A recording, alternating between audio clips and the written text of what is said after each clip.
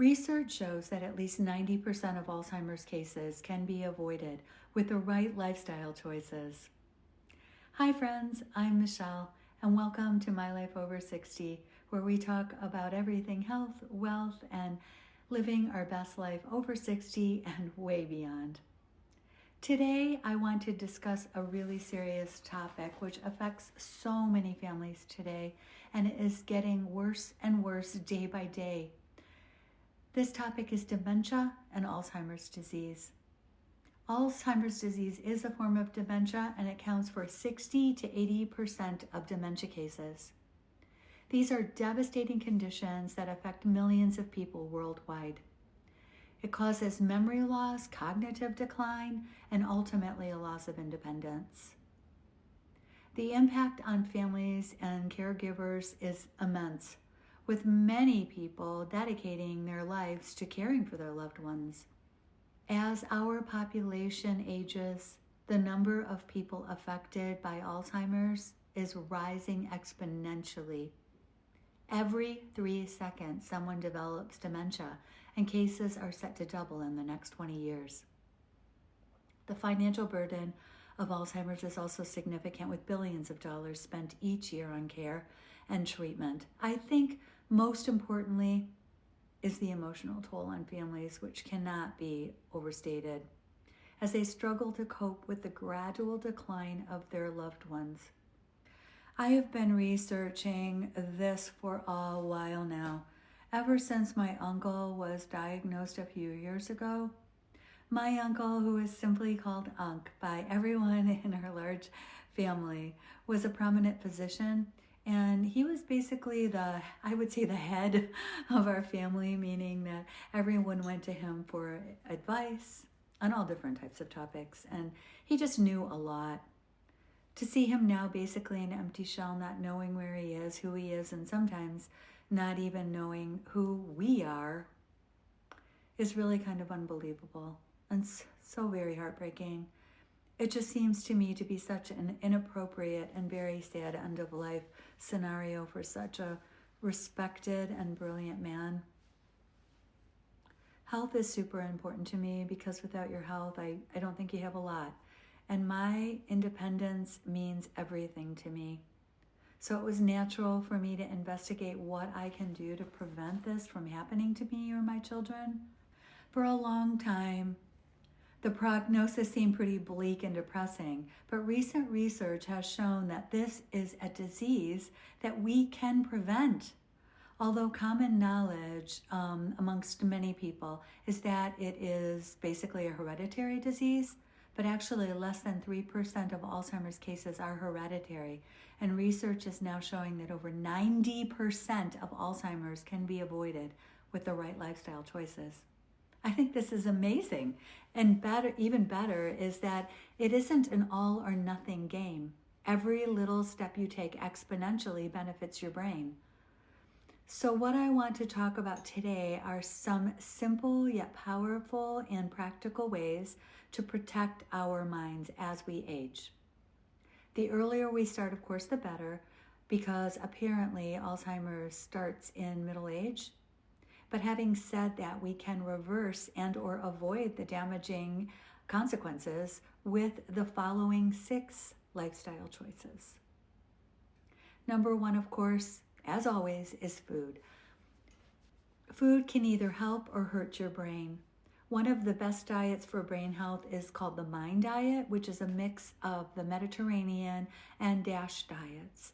Studies show that following this diet can cut Alzheimer's risk by 50%, and even partial adherence can reduce it by 35%. So what should we eat more of? All of the things that you already know you should be eating and are beneficial for health in all areas.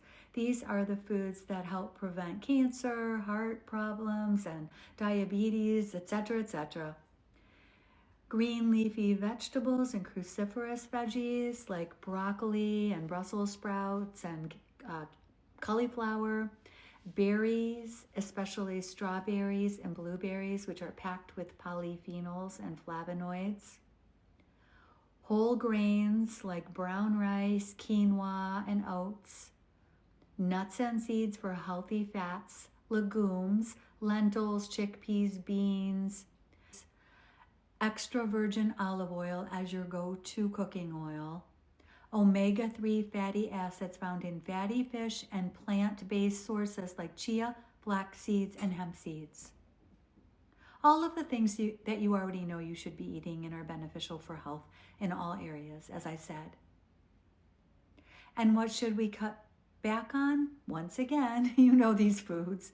You have heard this information for prevention of every other health and issue and disease.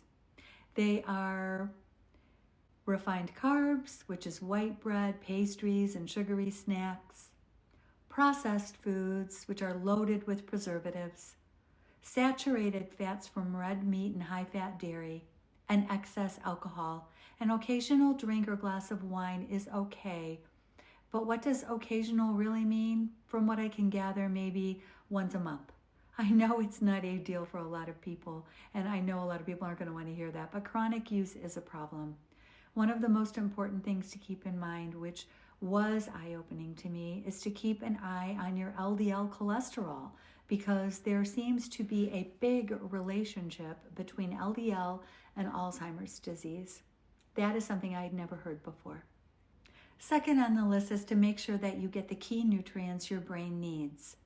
The 3 essential nutrients for brain health are B12, which is critical for brain function, and it's found in fish, eggs, dairy, and fortified plant-based foods.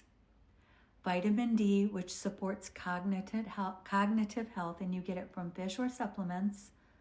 Omega-3 DHA, which makes up 50% of your brain, and yet we don't make it naturally. Third on this list is exercise to grow your brain. Yes, you heard that right. Exercise can actually grow your brain. 2 things that keep your brain thriving are exercise and learning.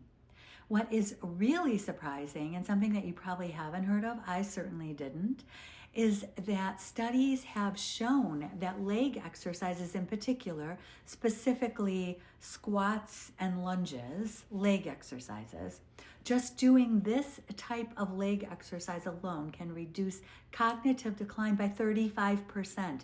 And what is equally wonderful is that squats and lunges aren't just good for your brain, but they're good for strong legs, which will help you exponentially to maintain strength and gain strength and reduce your frailty as you age. So it keeps both your body and your brain strong. Fourth on the list is stress, which is the brain's enemy. That's chronic stress and constant worrying, which damage your brain and trigger inflammation.